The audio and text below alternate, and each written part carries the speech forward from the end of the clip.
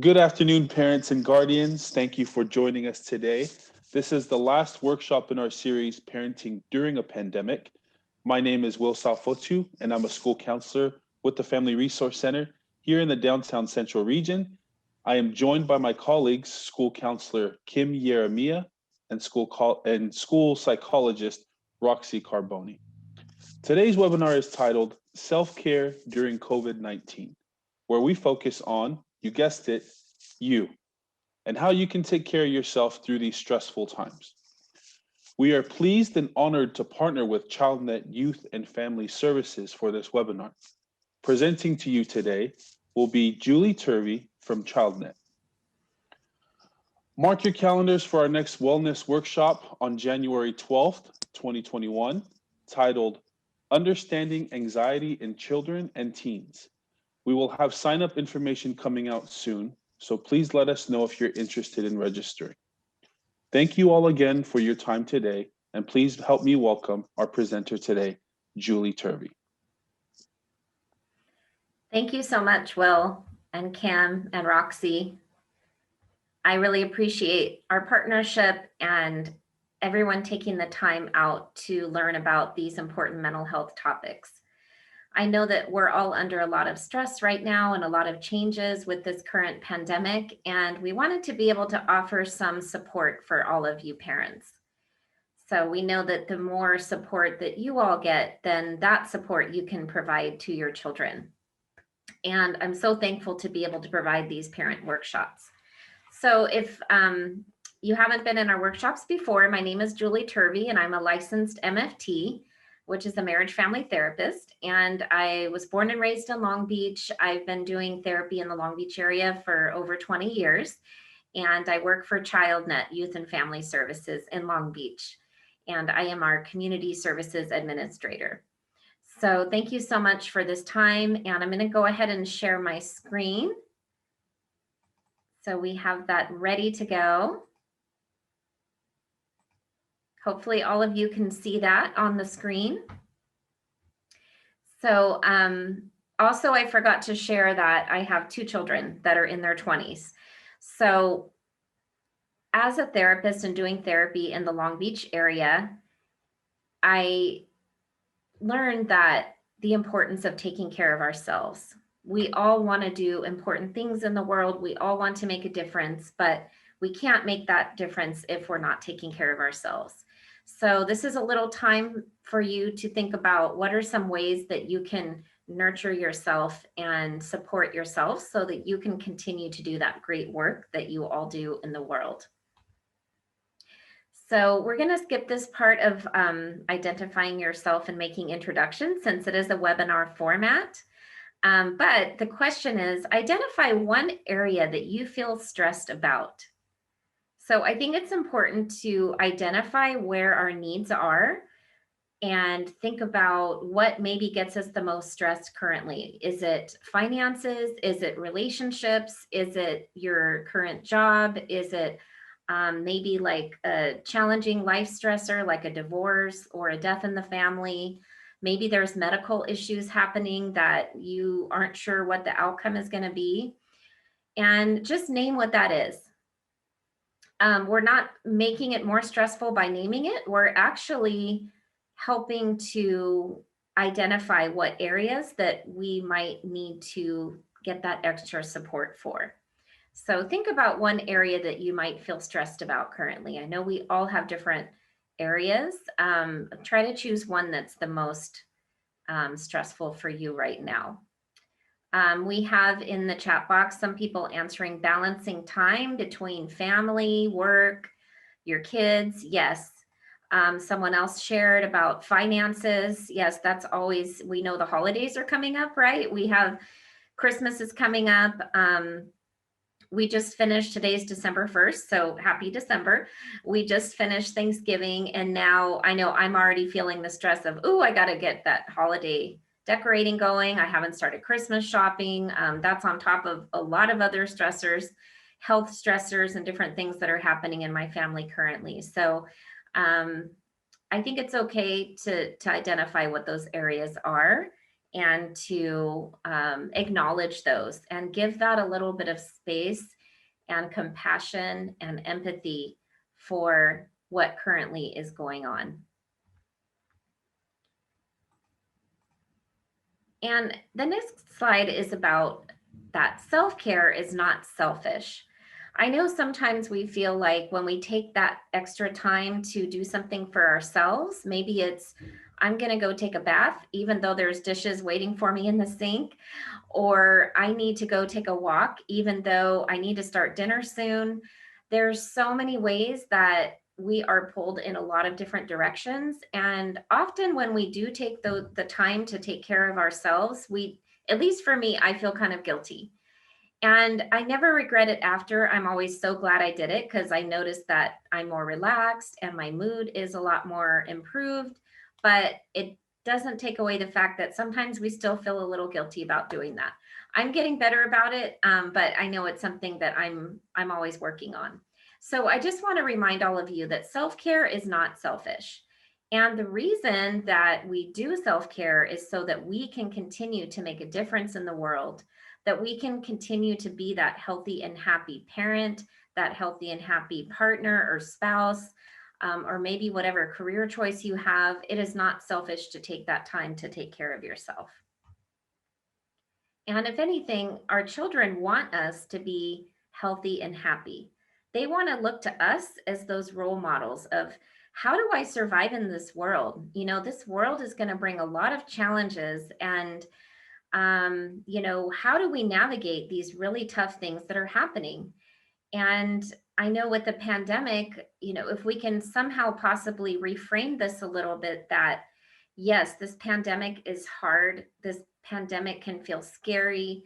This pandemic feels tough. We don't know what the future is going to hold. Everything seems different. You know, we can't even like go grab food like we used to, or we can't just run into Target without putting a bunch of gear on.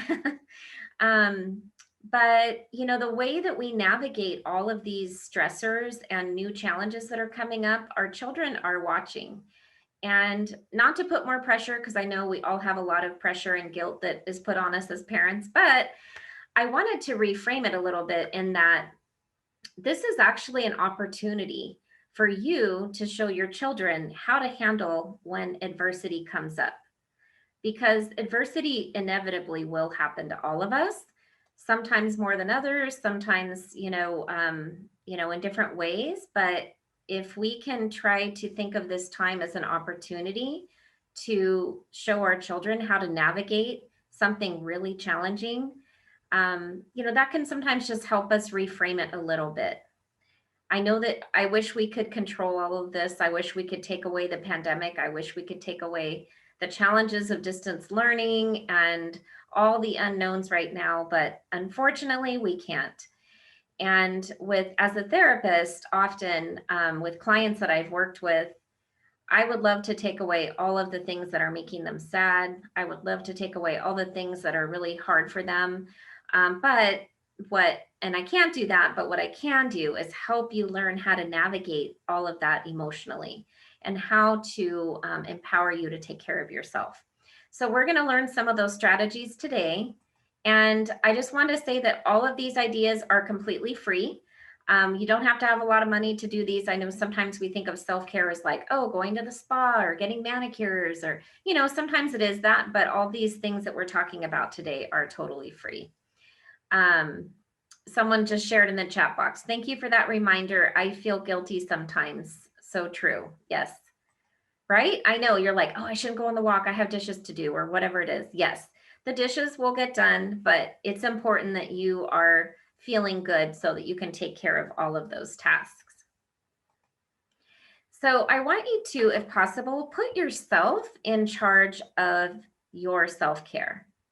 Don't wait for other people to do it for you. I know sometimes we think, you know, don't they see how stressed out I am, how I need a break? You know, maybe you have an amazing partner that's like, you know what, I can see that you're really exhausted. Why don't you go take a bath? I ran some hot water for you. Or, you know what, I got the kids tonight. You know, dinner's covered. Why don't you go take a nap? You know, that's great. And sometimes we do have that supportive system in our lives.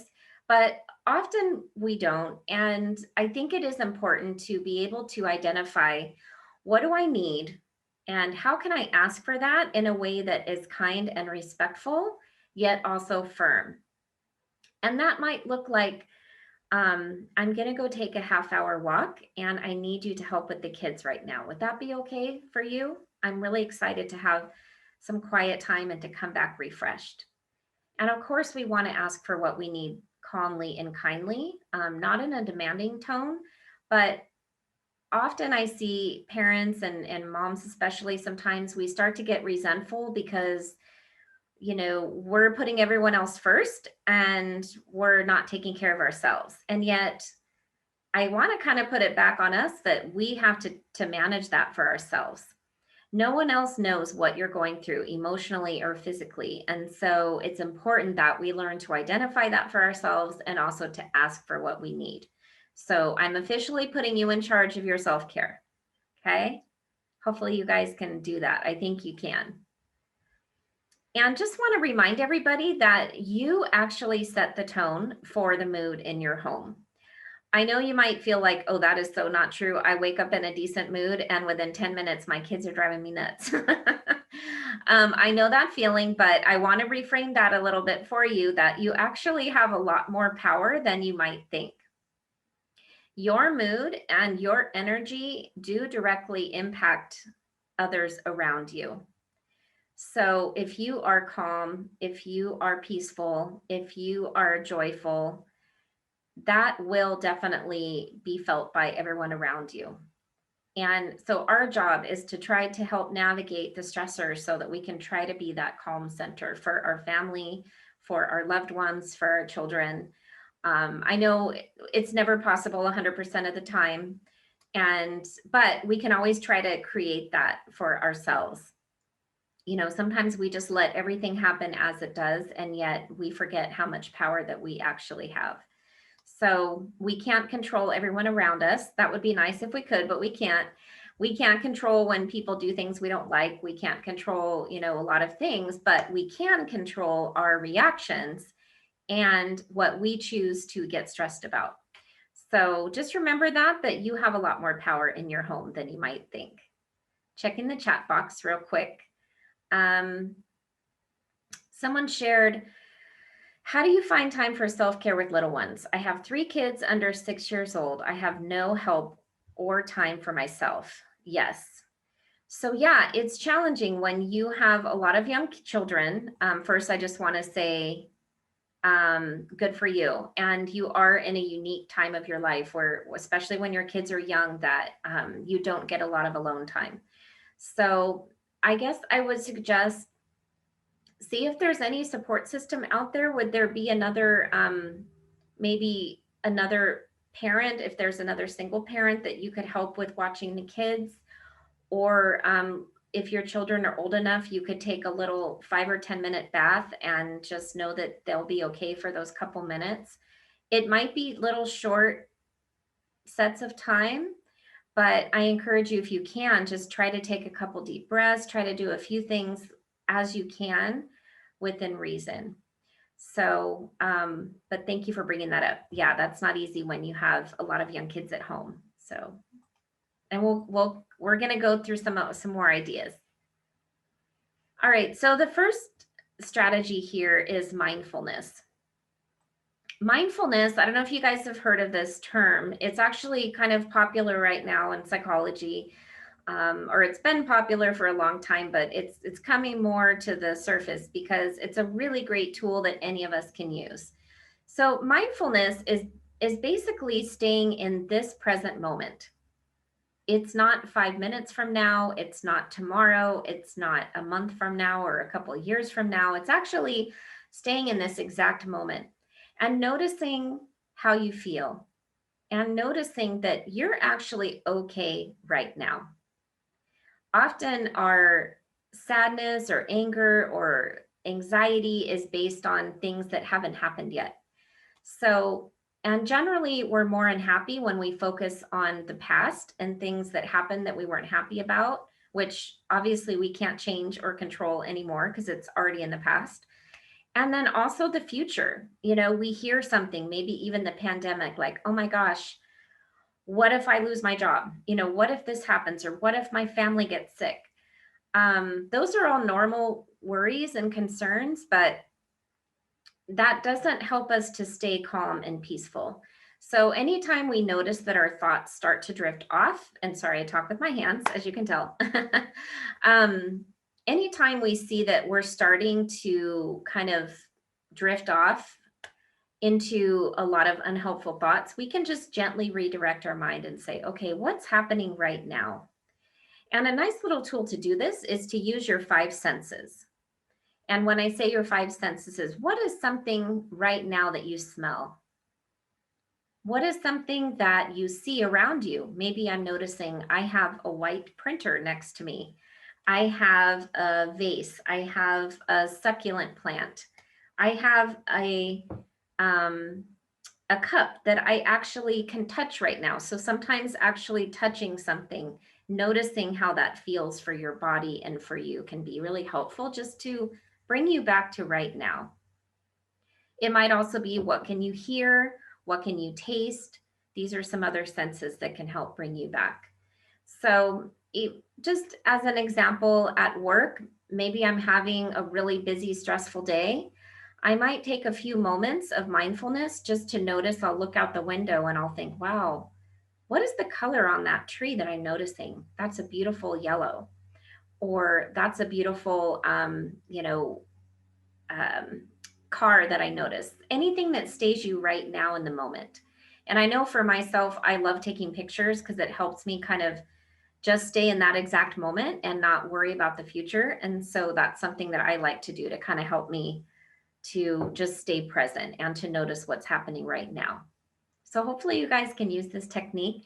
There's lots of great mindfulness techniques. There's actually a mindfulness app that is wonderful. It can help you kind of tap back into what's happening currently in your body and in your thought process.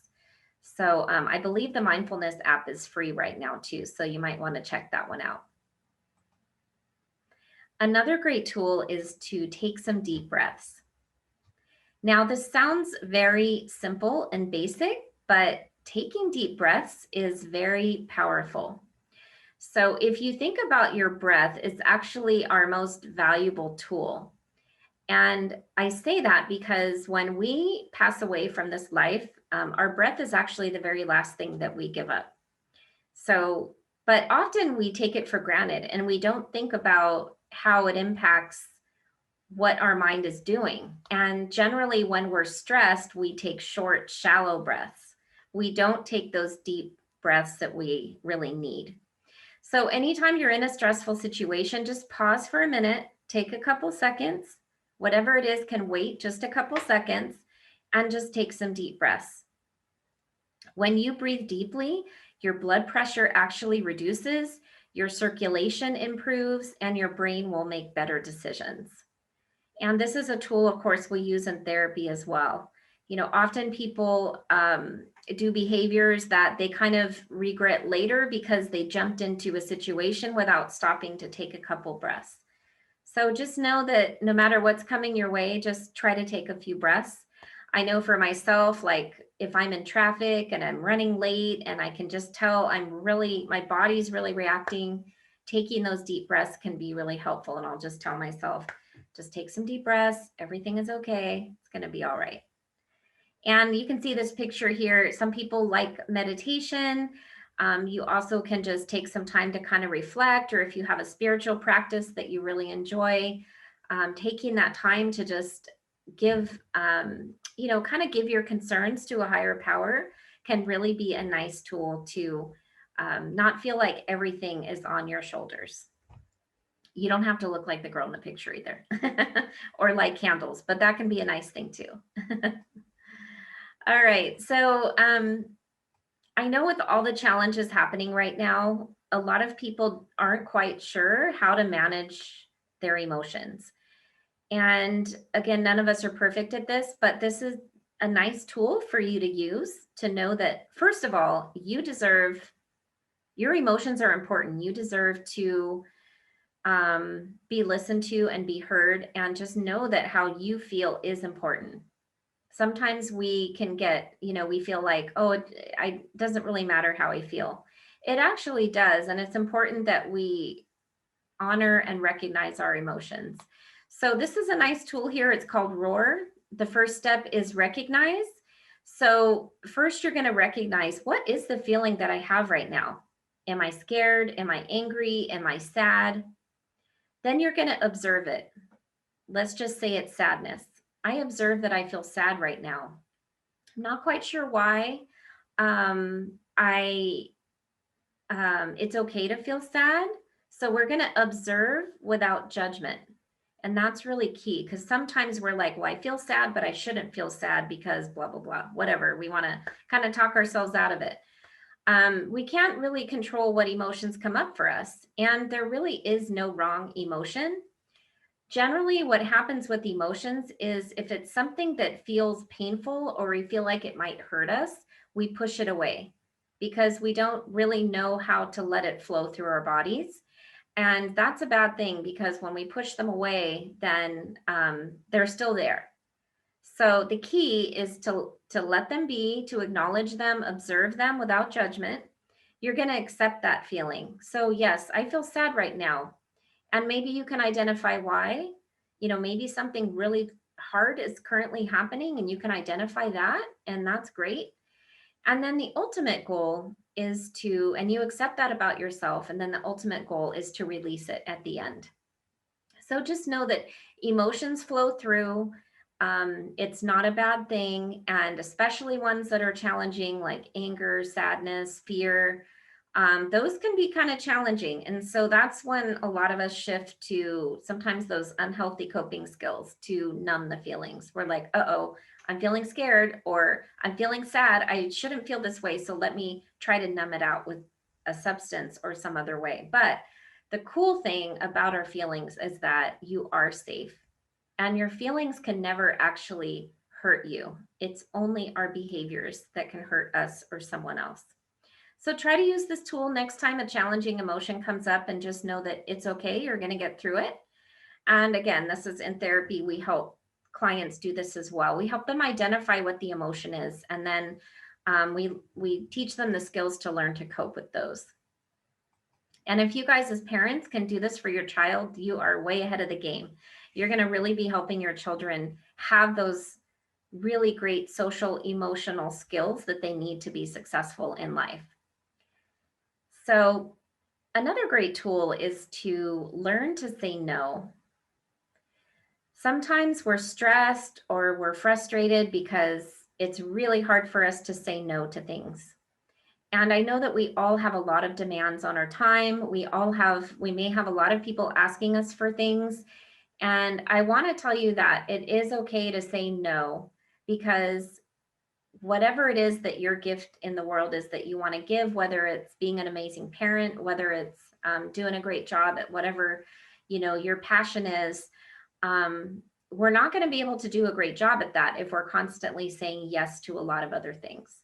So if something comes up for you that just lights your heart and you are excited about it, and that is a sheer yes, I would love to do that, say yes. If it's not, really think about it, because often we have to say no in order to say yes to the things that we really are truly good at. So, and I know that there's so many great things in the world that we all need, right? And we can't save everyone. So I know that for myself, I love helping people with parenting. I love helping people with, their mental health. I also love dogs, and I love rescue websites and things like that. I know that I think it's great, and I love watching videos, but I personally don't put a lot of time into that because I have other things that I've prioritized. So, and there's other people that is the one passion in their life that they're very good at and they love to do. And I'm so thankful for that. So just know it's okay for you not to save everyone, but to work on the people that you currently are most skilled at, or maybe what your gifts are. And just do what you're able to realistically, right? It's okay to say no. So sometimes we didn't learn that growing up, but we can definitely do it as an adult. And sometimes the hardest ones to say no to are our own family or maybe even close friends, because we don't want to disappoint anyone. We love them, we want them to be happy, but it is okay to honor what you need at that moment and to share it in a way that is helpful and kind, but still setting those boundaries. So, this can sound like, thank you so much for the invitation. I would love to see you, but I can't that night. I have another appointment. Or it can be right now, especially during COVID. I know people are trying to decide what's safe for them or not. And we've decided right now during the pandemic not to go to extended family gatherings for safety reasons. Whatever that might look like, I know it's not always easy to share that, but take some time to think about what your answer truly is and that you feel good about that, and just know it's okay to share that. I know people don't always like hearing no, but that's okay. That's on them to kind of manage their emotions about that. So something else that we can do is to train our brains. So our brains generate thousands of thoughts per hour. Not all of these thoughts are helpful. And we actually don't need to listen to all of the thoughts that our brains generate. So our brains are about protecting ourselves and safety and staying comfortable. And so sometimes what our brains are telling us is not really what's best for us. And the key with what we call cognitive behavioral therapy, which is cognitions are your thoughts, behaviors are your actions, and the therapy is about identifying what are the unhelpful thoughts that you're focusing on that are causing your life not to go as well as you might like. So what you want to do is identify the thought. So right now, if you can, maybe think of an unhelpful thought. It could be, just for example, it could be Christmas is coming and I am not ready, or my job is so demanding, I don't think I can keep up with what I have to do.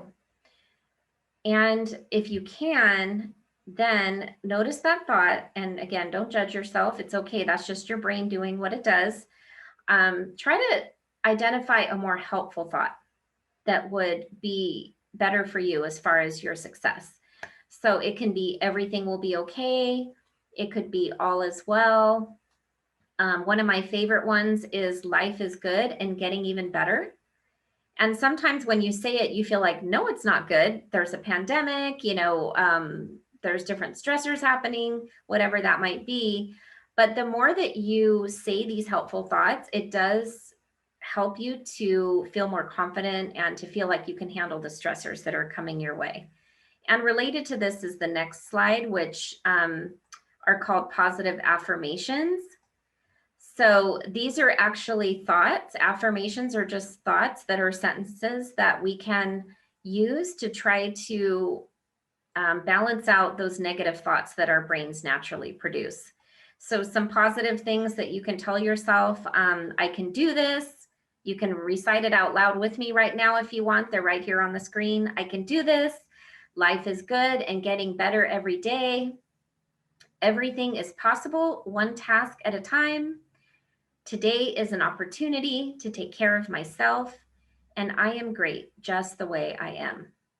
So these are just some examples of positive affirmations. You can make up your own. A great thing to do is maybe put them on your fridge and in the morning recite them out loud. You could even do it with your kids. I used to do it sometimes with my kids in the morning when we were making lunches or getting ready for the day. They can even create their own if there's something that they want to work on for their own self-confidence. And again, just know that at first it feels kind of funny, like it doesn't always feel like that's true for yourself, but the more that you do it, it really does help improve your mood for the day. There's also some great free YouTube videos that have positive affirmations. So you can play those when you're getting ready in the morning. I just type in like YouTube positive affirmations, however long you have, maybe 10 minutes or something like that. And it just has someone reciting these out loud. And it really does help kind of change your attitude for the day. If you're just feeling really sad or feeling unhopeful or just not sure that you can really take care of everything that needs to happen, it really helps shift your mindset that you can do these things that seem really hard. Checking the chat real quick here. So an unrealistic thought or unhelpful thought someone shared was, this will never end. That's a good one. It's true. Because sometimes when a stressor comes up, you're just like, oh my gosh, then 10 more stressors come. So this will never end. Yes. So, and again, you can identify what that unhelpful thought is and figure out how you can change that to something a little more helpful for you. So how this person reframed it was, I will need to take mindful breaths after each one.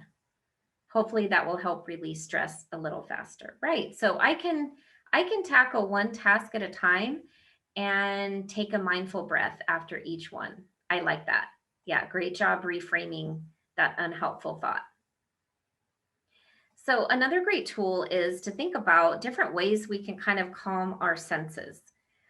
I know that, you know, the world can be so loud, it can be so overstimulating, and we react to other people because we just need to take some time to kind of have some quiet. Now, I know some of our homes do not always make that easy. I know I grew up in a home with five, you know, there was 5 of us. I was the youngest of 5 kids. And, you know, I know that that wasn't always easy, but there are some tools that you can do to try to get a little bit of quiet. And don't feel bad about needing alone time. I know I used to feel bad about that, but now I know that I actually really need that. Sometimes we can get it more than others. I used to have on here, you could go to a library, which is free, and have quiet, but they're closed, unfortunately, or bookstores. Some of them are open now, which is nice. But a nice sensory thing to do may be to play Pandora music, which is free, and I put it on a spa station. Like today, I had a lot of things to do this morning, and I played my spa music while I was answering emails. And it just helped kind of calm my senses a little bit. You can also dim the lights. You could, you know, I know we can't all be in a spa right now, but you can kind of create that experience. If you have a bathtub, you could make yourself a nice bath. You could use some kind of soothing scents or oils. You also could light a candle or do something that kind of brings down your senses a little bit so that you can help your nervous system just to calm down a little bit. Again, you might have to do this for yourself. Say, I'm going to take a bath tonight. Or maybe it's a shower. That's fine too. Just anything with water can be very helpful to kind of calm this down.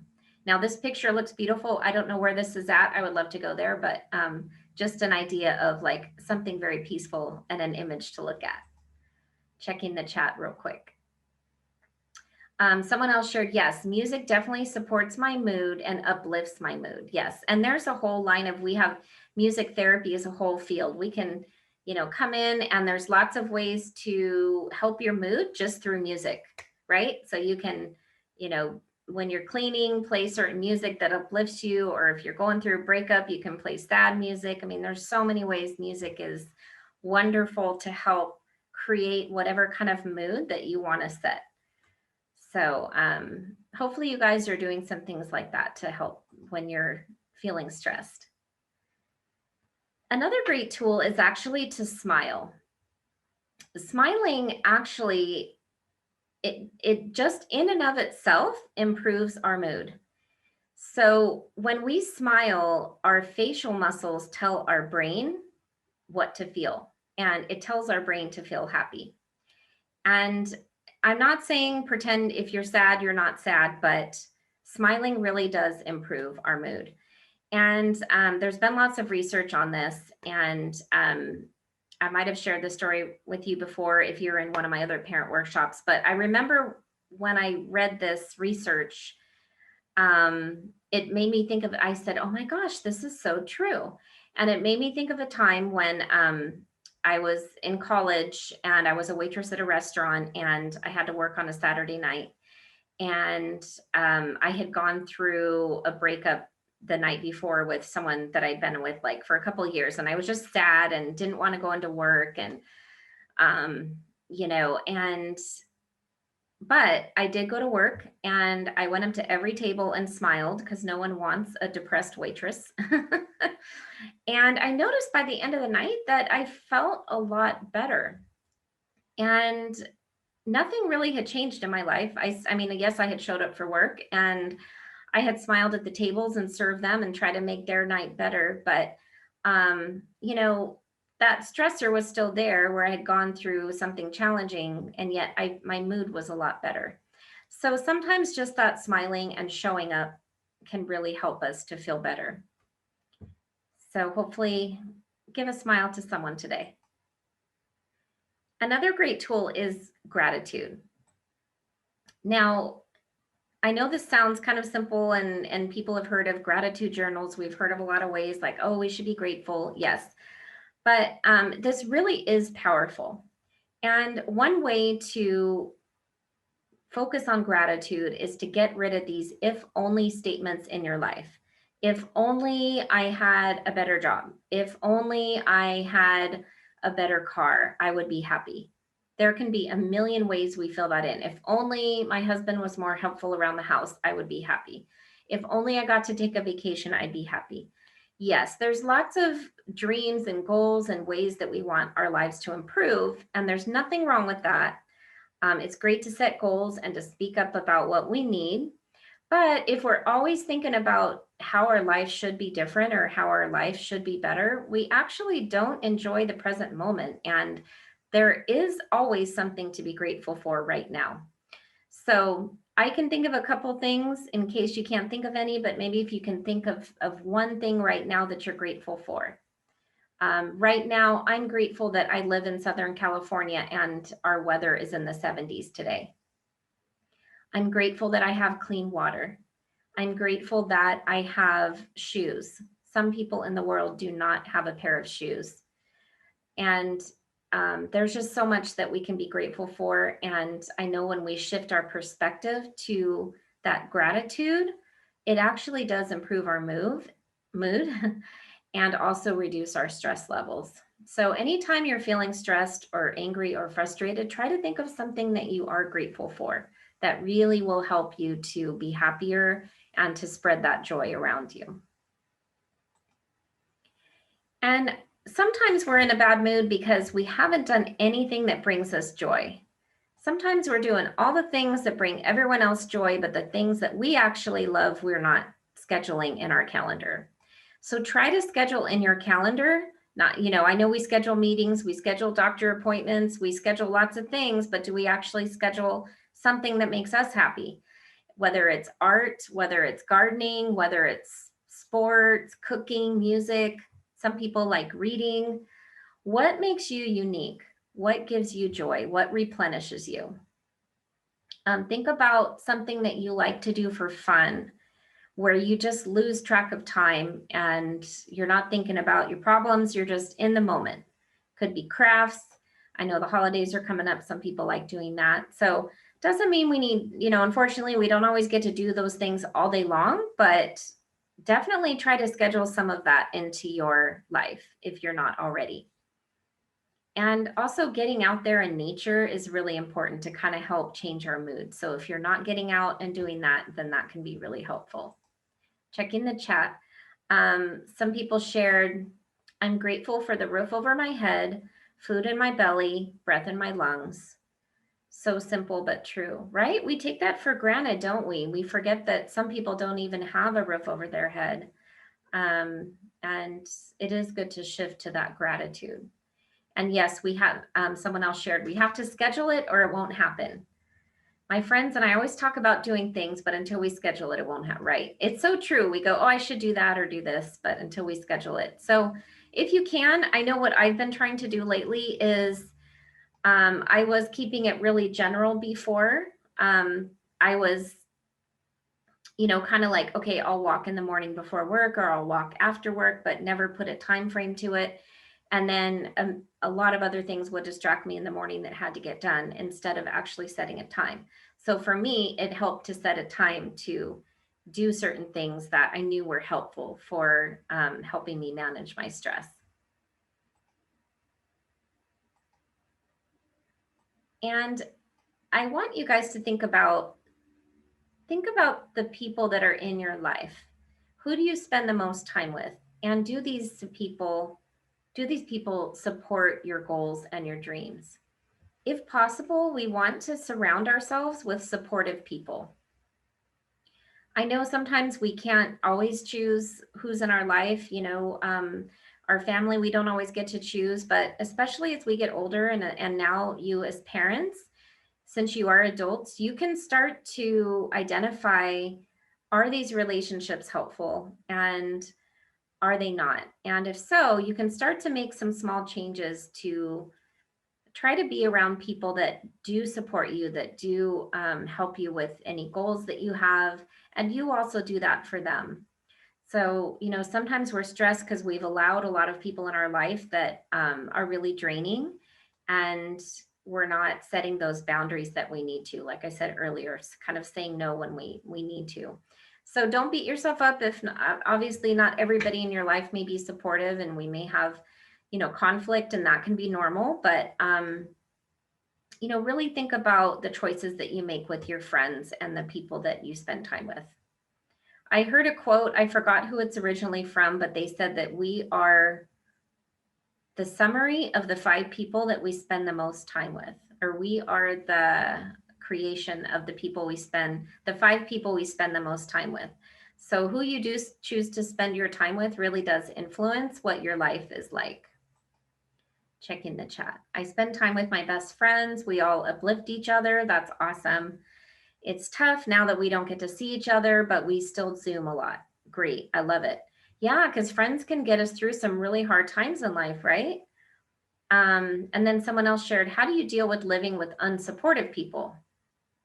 So yeah, first identifying that this is not a supportive relationship, and then start to make some small changes with that. It may not happen overnight, especially if it's someone like maybe you have to live there for financial reasons, or maybe they have to be there, but starting to create some boundaries or starting to look at, what are some options that we have here.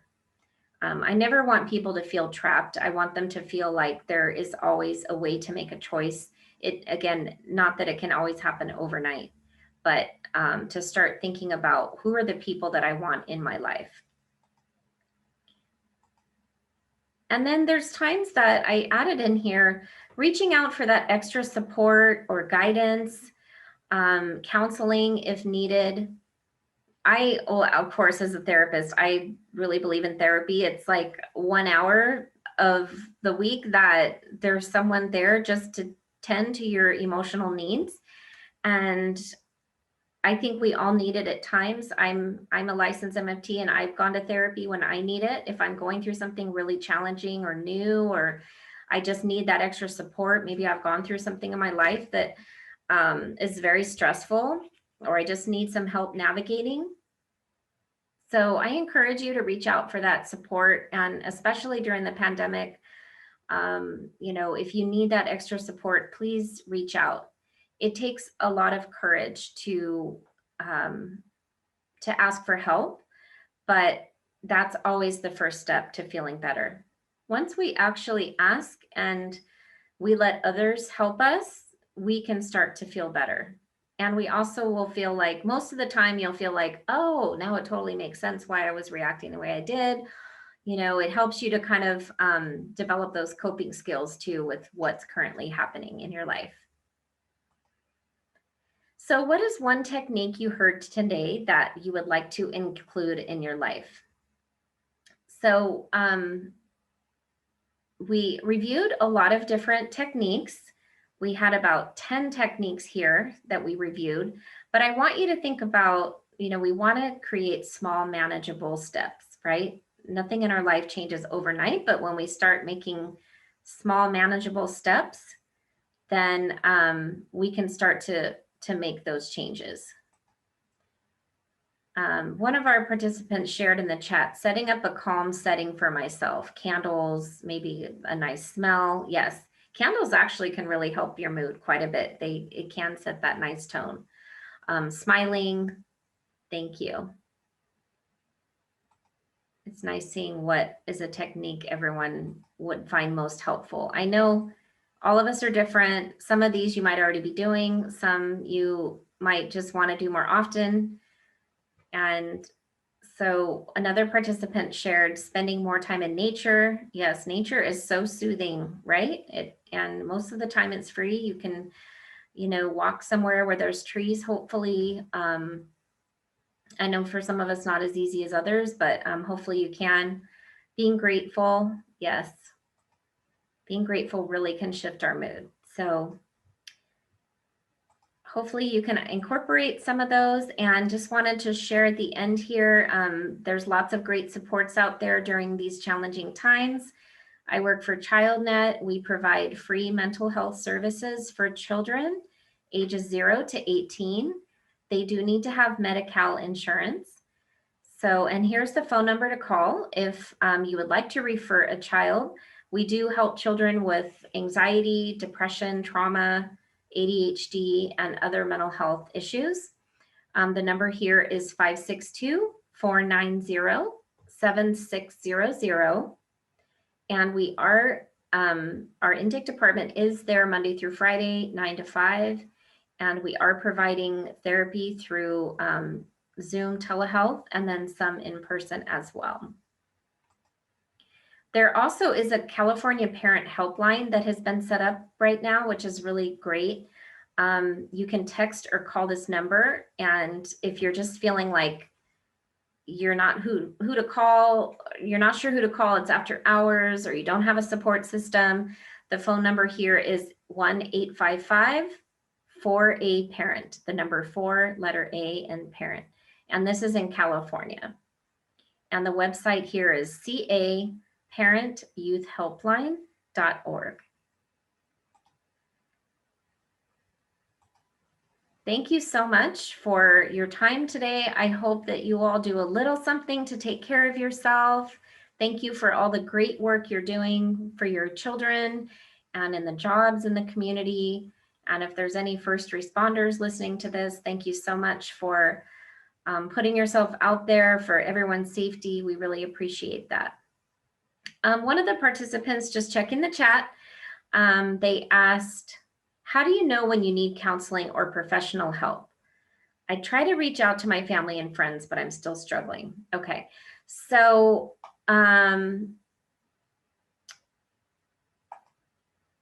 generally, I mean, basically, if you think you need it, you probably do. And it doesn't hurt. So, I mean, it's always good to get that emotional support. So you can, if you have health insurance, most health insurance cards have a behavioral health number on the back that you can call and tell them what you're going through. So we all have lots of, a range of emotions, right? So we feel sad or we feel worried. It doesn't always mean that it's like a really serious mental health condition. But say, for example, you've been sad for more than like 2 weeks. Maybe you've gone through a breakup, or you're going through a death in the family. It's normal to grieve. It's normal to be sad. If you're still functioning pretty well, like you're still going to your job and you're taking care of your family and you're taking care of yourself, okay, then, it may not be necessary. But if you notice that you're not really able to function like you used to, maybe you're just missing days at work, or maybe you've isolated yourself from others, that could be a sign that you do need that extra support. So, and same thing with anxiety or worries, it's normal to be worried, but if it's something that is lasting more than a month, then it may be a sign that you have something that does need that extra help. So thank you for asking that question. Yes, there's times our friends and family really can provide that support, or maybe if you go to a church, maybe your pastor is someone you can talk to. There's lots of great people that we can talk to that are there for us and want to listen. But if you don't have that, try to reach out and get that extra support if possible. So thank you all for listening, and I hope you have a wonderful holiday coming up. And thank you, Long Beach Unified, again, for letting me be part of your workshop.